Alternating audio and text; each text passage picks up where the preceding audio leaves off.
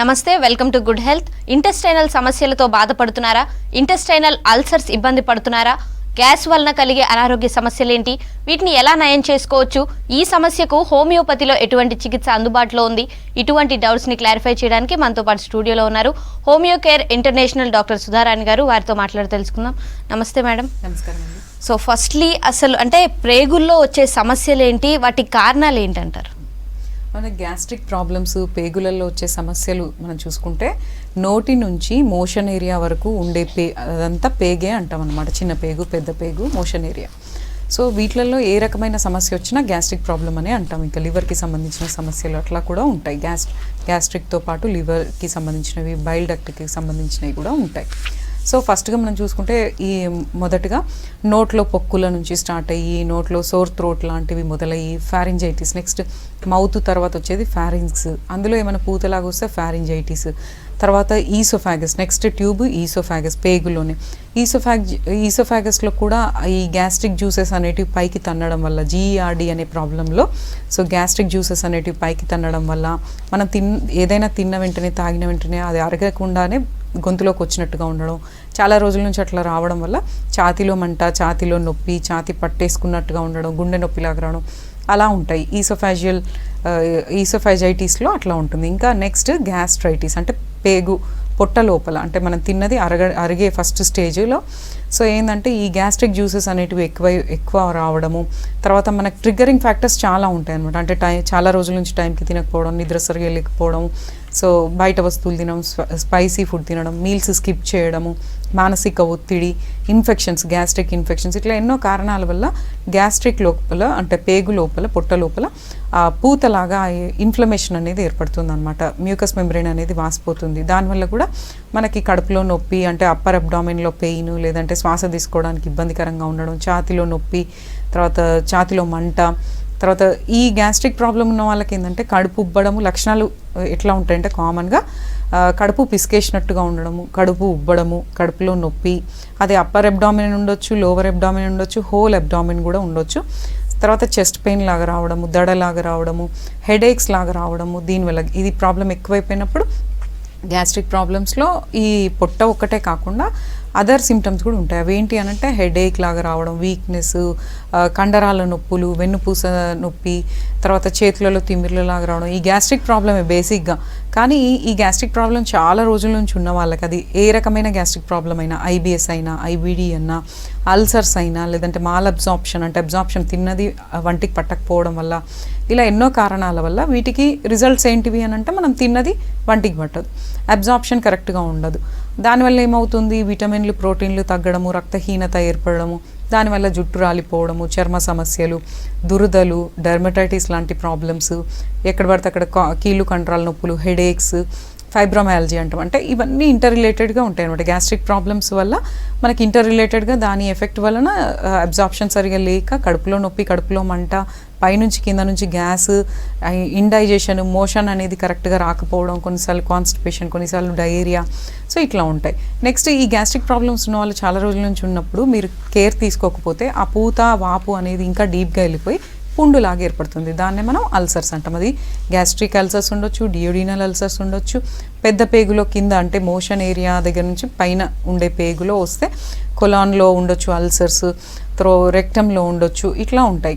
కొంతమందికి ఏంటంటే పాలిప్స్ లాంటివి ఏర్పడుతుంటాయి, ఓవర్ గ్రోత్ ట్యూమర్స్, లంప్స్ లాగా ఏర్పడుతూ ఉంటాయి. సో ఇంకా కొంతమందిలో ఏంటంటే గ్యాస్ట్రిక్ ప్రాబ్లమ్స్ తరచుగా ఉన్న వాళ్ళకి మోషన్ ఏరియా దగ్గర స్కిన్ అనేది బయటికి ఉబ్బడము, అక్కడ కట్ అవ్వడము, అక్కడ రంధ్రాలు ఏర్పడము, ఇట్లా ఉంటాయి. అంటే వాటిని మనం పైల్స్, ఫీజర్స్, ఫిస్టులాస్ అంటాం. ఇట్లా ఎన్నో రకాల గ్యాస్ట్రిక్ ప్రాబ్లమ్స్ ఉంటాయి. ఇప్పుడు ఈ మధ్య కాలంలో మాత్రం చాలా మందికి ఐబిఎస్ అనేది ఎక్కువ శాతం చూస్తున్నాం. ఐబిఎస్ అంటే ఇరిటబుల్ బవెల్ సిండ్రోమ్ అంటారు అనమాట. అంటే దీనికి పర్టికులర్గా ఒక రీజన్ అని చెప్పలేం, కానీ చాలా ట్రిగరింగ్ ఫ్యాక్టర్స్ ఉంటాయి. ఎక్కువ మానసిక ఒత్తిడి ఎక్కువగా ఉండడం, ఇంతకుముందు ఏమైనా మీకు స్టమక్లో, పేగులలో ఇన్ఫెక్షన్ అనేది ఏర్పడి అది మీరు క్యూర్ చేసుకున్నా కూడా, మందులు వాడి క్యూర్ చేసుకున్నా కూడా దాని తర్వాత వచ్చే ఎఫెక్ట్స్ ఇట్లా ఇరిటబుల్ బవెల్ సిండ్రోమ్ లాగా వస్తుందన్నమాట.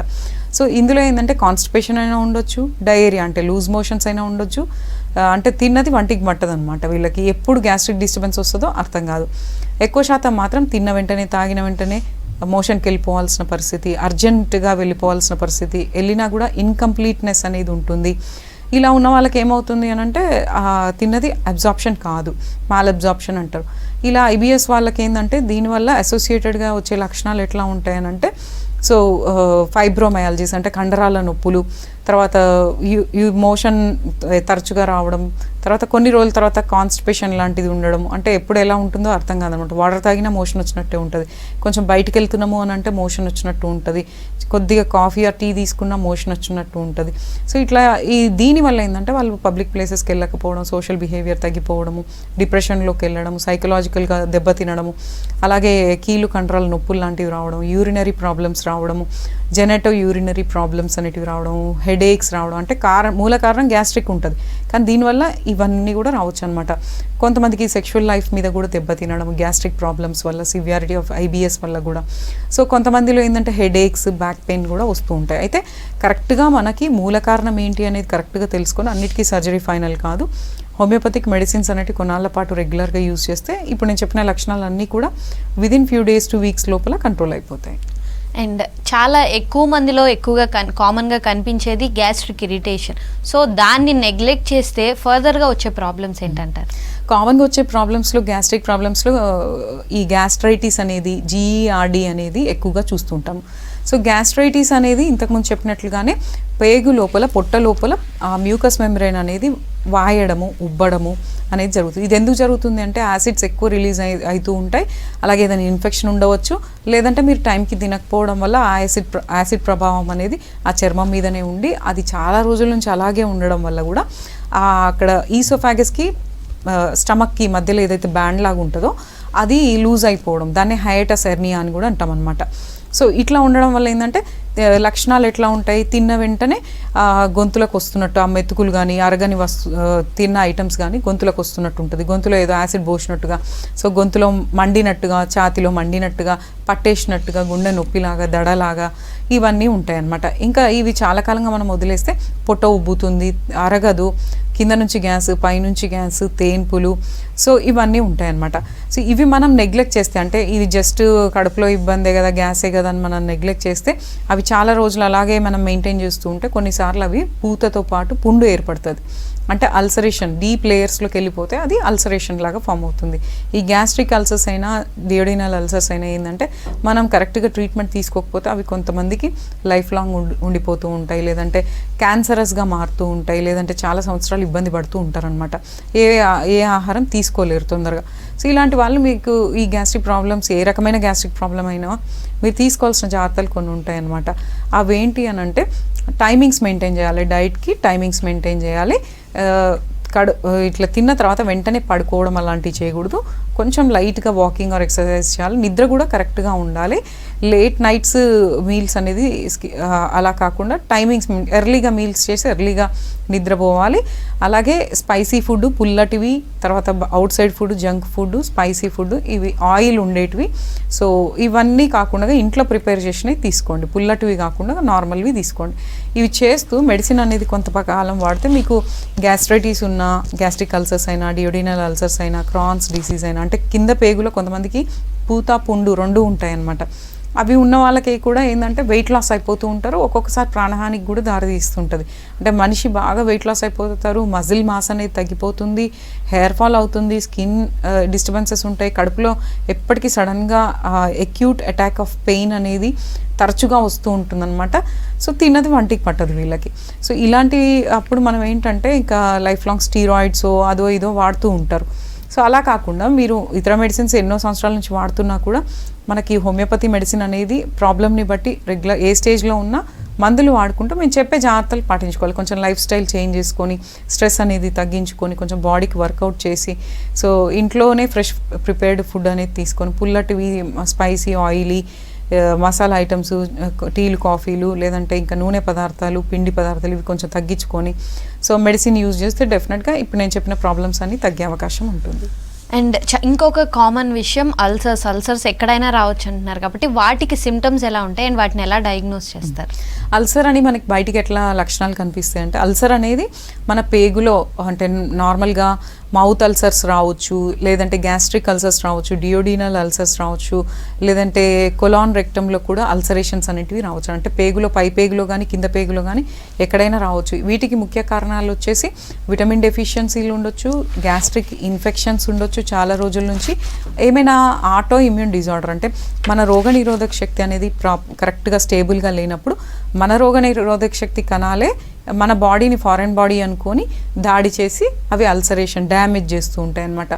సో కారణం లేకుండా కూడా మీరు ఎన్ని జాగ్రత్తలు పడ్డా కూడా ఇట్లా అవుతుంటుంది. కొంతమందికి విపరీతమైన మానసిక ఒత్తిడి అండ్ కొన్ని అదర్ మెడికేషన్స్, ప్రతి చిన్నదానికి యాంటీబయాటిక్లు వాడడము, ఎక్కువ నొప్పి గోళీల మీద యాంటీబయాటిక్ల మీద ప్రతిసారి ఆధారపడడం వల్ల కూడా వాటి సైడ్ ఎఫెక్ట్స్ లాగా కూడా ఇవి వస్తూ ఉంటాయి అన్నమాట.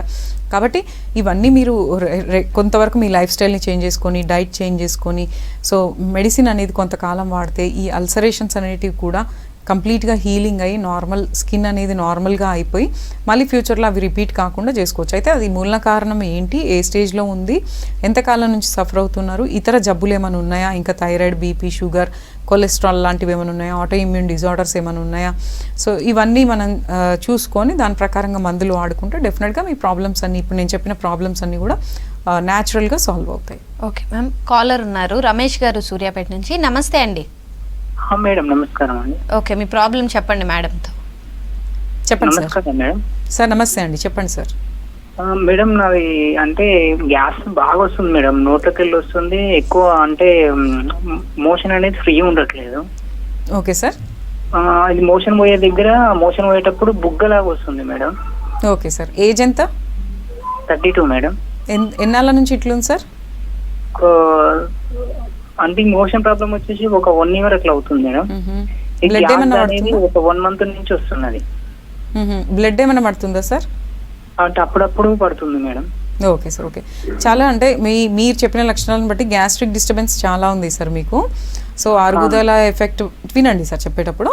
సో గ్యాస్ అనేది ఎక్కువ ఫామ్ అవుతుంది, తిన్నది అరగట్లేదు, అరుగుదల తగ్గింది, అలాగే బవెల్ మూమెంట్స్ అంటే పేగులలో వచ్చే కదలికలు అనేటివి ఇరెగ్యులర్గా ఉన్నాయి. సో ఇట్లా చాలా రోజుల నుంచి గ్యాస్ట్రిక్ ప్రాబ్లం ఉన్న వాళ్ళకి, ఇంకా ఇదొకటే కాకుండా హీట్ బాడీ, హీట్ ఫుడ్స్ ఎక్కువ తినడము, ఎక్కువ స్పైసీ ఫుడ్స్, నాన్ వెజ్, ఇంకా ఆల్కహాలిక్ బెవరేజెస్ ఇట్లాంటివి ఎక్కువ తీసుకునే వాళ్ళకి, లేదంటే చాలాసేపు కూర్చొని పనిచేసే వాళ్ళకి ఏమవుతుందంటే ప్రెషర్, ఇంట్రా అబ్డామినల్ ప్రెషర్ అనేది ఎక్కువైపోయినప్పుడు, అంటే కడుపులో ప్రెషర్ అనేది ఎక్కువైపోయినప్పుడు కొన్నిసార్లు మోషన్ ఏరియా దగ్గర ఏదైతే బ్యాండ్ లాగా ఉంటుందో దాని మీద ఒత్తిడి ఎక్కువైపోతుంది. అక్కడ ఉండే రక్తనాడులు లాంటి ఆకారాలు, లేదంటే అక్కడ ఉండే చర్మం అనేది బయటికి, చర్మంతో సహా రక్తనాడులు అనేవి బయటికి ఉబ్బుతాయి అన్నమాట. అవి శనగల్లాగా ఉండొచ్చు, పల్లీల్లాగా ఉండొచ్చు, లేదంటే ఒక గ్రేప్స్ గుత్తుల్లాగా కూడా బయటకు వెళ్తూ ఉంటాయి. వాటిని మనం పైల్స్ అంటాం అనమాట. సో ఈ పైల్స్ ఉన్న వాళ్ళకి, లేదంటే కాన్స్టిపేషన్, డయేరియా ఇలాంటి ప్రాబ్లమ్స్ ఉన్న వాళ్ళు నెగ్లెక్ట్ చేస్తే ఆ మోషన్ ఏరియా దగ్గర పైల్స్ ఒకటే కాకుండా అక్కడ ఉండే పేగు కూడా కొంత ప్రొలాప్స్ అయిపోతుంది, బయటికి వస్తుంది. అట్లా మంచిది కాదనమాట. అది మీరు మేనేజ్ చేసుకున్నా కూడా కొన్నాళ్ళకి అది కంప్లీట్గా బయటికి ఏర్పడి దాని మీద మళ్ళీ రాపిడి వల్ల ఇన్ఫెక్షన్స్ ఏర్పడి అల్సర్స్ ఏర్పడతాయి, మళ్ళీ సర్జరీకి వెళ్ళాల్సి వస్తుంది. ఒకవేళ సర్జరీకి వెళ్ళినా కూడా మళ్ళీ రిపీట్ అయ్యే ప్రాబ్లమ్స్ అవి. కాబట్టి ఇప్పుడు ఫస్ట్ స్టేజెస్లోనే మనం ట్రీట్మెంట్స్ తీసుకుంటూ, ఇప్పుడు ఈ ప్రాబ్లం ఉన్న వాళ్ళు నీళ్ళు ఎక్కువ తాగాలండి, ఎక్కువ పీచు పదార్థాలు తీసుకోవాలి, మాంసాహారం కొంచెం తగ్గించాలి.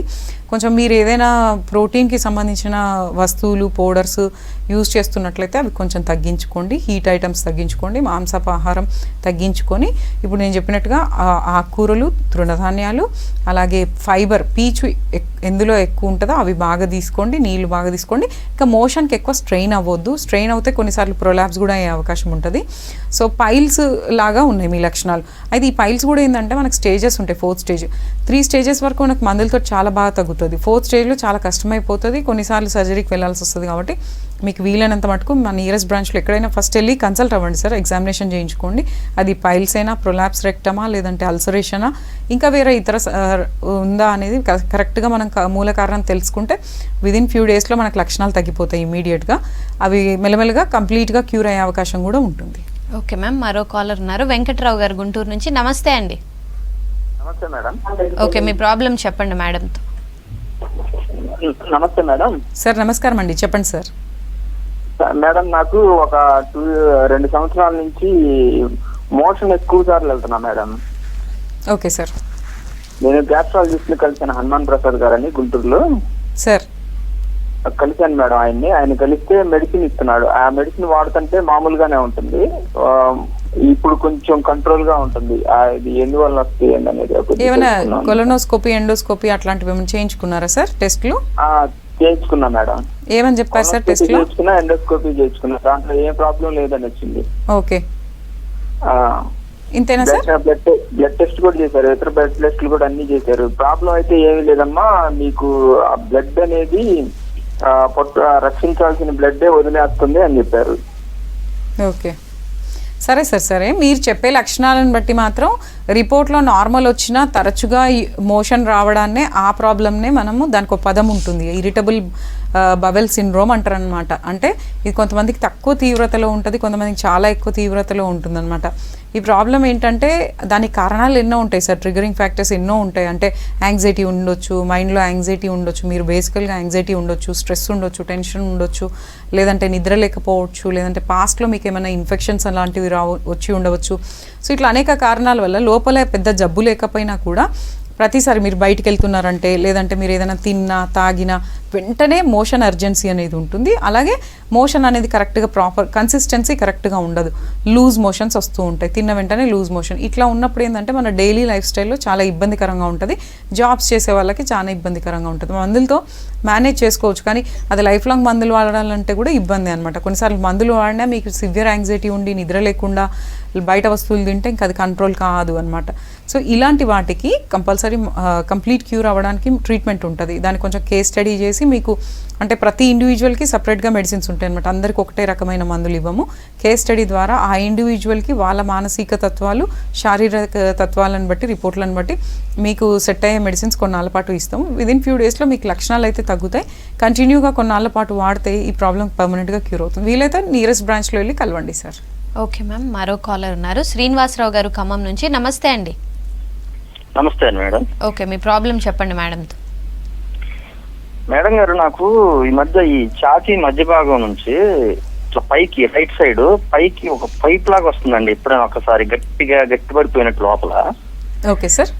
అట్లా వస్తుందండి, అది గాలి పీల్చైతే కావట్లేదు, చాలా ఇబ్బందిగా ఉంటుందండి. ఎమ్మన్నా కాసేపు అట్లా ఒంగోని అట్లా పట్టుకొని కొద్దిగా గాలి పీల్చుకుంటే అప్పుడు నార్మల్ అవుతుందండి, ఒక 5 నిమిషాలకి. ఓకే సార్, ఎప్పటి నుంచి ఇట్లా ప్రాబ్లం? నాకు ఒక 10 times వచ్చిందండి ఇప్పటికి, ఒక 2-3 months నుంచి అండి. ఇంకా ఏమైనా లక్షణాలు ఉన్నాయి సార్? ఇంకేం లేదండి. ఇంకోటి ఏంటంటే భోజనం చేసిన తర్వాత గొంతులోనే ఉన్నట్టుగా ఉండటం. Okay sir. గ్యాస్ ప్రాబ్లం ఉందండి కొంచెం. ఓకే సార్, ఏమైనా రిపోర్ట్లు చేయించుకున్నారా సార్ ఇంతకుముందు? నేను మామూలుగా గ్యాస్ మెడిసిన్సే వాడుతున్నానండి. సరే సార్. సరే సార్, చెప్తాను వినండి. అయితే ఇప్పుడు చాలామందికి గ్యాస్ ట్రబుల్ ఉన్న వాళ్ళకి, గ్యాస్ ట్రబుల్ లేని వాళ్ళకి కూడా ఒక్కొక్కసారి ఏమవుతుందంటే ఛాతీలో రైట్ సైడ్ కానీ లెఫ్ట్ సైడ్ కానీ ఛాతీ మధ్యలో కానీ విపరీతంగా టైట్గా అయిపోయి అదేదో గుండె పట్టేసినట్టు గుండె జబ్బులాగా వచ్చేస్తూ ఉంటుంది అనమాట. కొన్ని నిమిషాలు చాలా టెన్షన్ అయిపోతుంటుంది, దడ వచ్చినట్టుగా ఉండడము, ఛాతీ పట్టేసినట్టుగా ఉండడము, దాంతోపాటు చేతులలో తిమ్మిర్లు లాంటివి రావడము, కళ్ళు తిరగడము, హెడేక్, బ్యాక్ పెయిన్ ఇలాంటివి కూడా అసోసియేటెడ్ సిమ్టమ్స్ లాగా వస్తూ ఉంటాయి. అయితే ఛాతీలో నొప్పి పట్టేసినట్టుగా ఉండి మళ్ళీ కొంతసేపు తర్వాత అది రిలీజ్ అవుతుంది అని అంటే దానికి కారణాలు ఉంటాయి సార్. బేసిక్గా ఏంటంటే గ్యాస్ట్రిక్ ప్రాబ్లంలో అట్లుంటుంది, కండరాల నొప్పులలో అట్లా ఉంటుంది, యాంజైనా అనే ప్రాబ్లంలో కూడా అట్లా ఉంటుంది, యాంగ్జైటీ, స్ట్రెస్, డిప్రెషన్లో కూడా అలాంటివి ఉంటాయన్నమాట. సో ఇంకా ఏమైనా హార్ట్ రిలేటెడ్ ఉంటే కూడా ఉంటాయి. అయితే మూల కారణం అనేది కరెక్ట్గా తెలుసుకోవాలి. కామన్గా మాత్రం గ్యాస్ ఎక్కువైపోతే గ్యాస్ అనేది పట్టేసినట్టుగా ఉండి, పిసికేసినట్టుగా ఉండి చాలా టైట్ అయిపోయి చాలా ఇబ్బందికరంగా ఉంటుంది. ఇది కొంతసేపు తర్వాత రిలీఫ్ వస్తుంది. ఒకసారి మీకు వీలైతే ఒక ఈసీజీ రిపోర్టు, తర్వాత ఎండోస్కోపీ రిపోర్ట్ ఒకసారి వీలైతే చేయించుకోండి సార్. అది కుదరదు లేదు అని అంటే మా నియరెస్ట్ బ్రాంచ్లో ఎక్కడికైనా వెళ్ళి కలిసి ఎగ్జామినేషన్ చేయించుకోండి. అది గ్యాస్ట్రిక్ ప్రాబ్లమా, కండరాల నొప్పులా, విటమిన్ డెఫిషియన్సీనా, బలహీనతనా, ఇంకేదన్నా అనేది కరెక్ట్గా తెలుసుకొని దాన్ని బట్టి మందులు వాడుకుంటే డెఫినెట్గా మీ ప్రాబ్లం పర్మనెంట్గా తగ్గిపోతుంది సార్. ఓకే మ్యామ్, మరో కాలర్ ఉన్నారు, సాయి గారు తున్ నుంచి. నమస్తే అండి. నమస్కారం అండి. ఓకే, మీ ప్రాబ్లం చెప్పండి మేడంతో. చెప్పండి మేడం, చెప్పండి. అంటే బాత్రూమ్ దగ్గర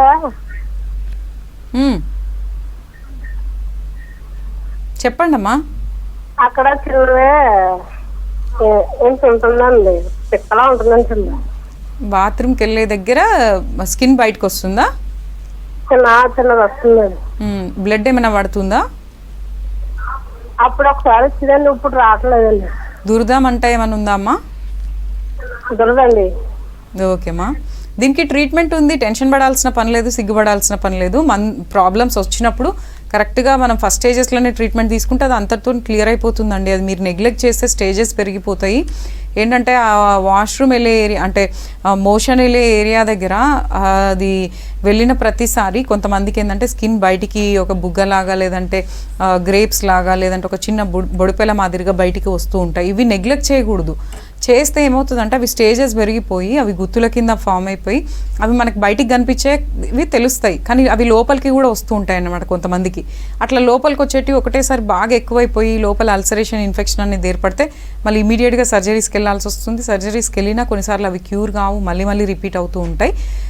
4th స్టేజ్ దాటితే ప్రాబ్లం ఎక్కువైతుంది. కాబట్టి అది ఏమీ బాధపడాల్సిన పని లేదు. దానికి మందులు ఉన్నాయి, జస్ట్ తినే మెడిసిన్, తాగే మెడిసిన్, ఇంకా కొన్ని రకాల మెడిసిన్స్ ఉంటాయి. అవి కరెక్ట్గా వాడుకుంటూ మీరు కొంచెం పుల్లటి వస్తువులు, నాన్ వెజ్, తర్వాత ఎక్కువ కారాలు, ఉప్పులు, తర్వాత మసాలా ఐటమ్స్ ఇవన్నీ కొంచెం తగ్గించుకొని ఎక్కువ పీచు పదార్థాలు, ఉడకబెట్టిన కూరగాయలు ఇట్లాంటివి తీసుకుంటూ కొంచెం మానసిక ఒత్తిడి తగ్గించుకొని, ఇట్లా ఉన్న వాళ్ళు ఏంటంటే సింపుల్ టిప్ ఏంటంటే మీరు నార్మల్ ల్యూక్వామ్ వాటర్లో కూర్చొని ఒక 10 minutes కూర్చుంటే కూడా మీకు అక్కడ బ్లడ్ సర్క్యులేషన్ అనేది జరిగి ఆ స్టిఫ్నెస్, కాంట్రాక్షన్ అనేది రిలీజ్ అయ్యి కొంత పెయిన్ రిలీఫ్ అవుతుంది.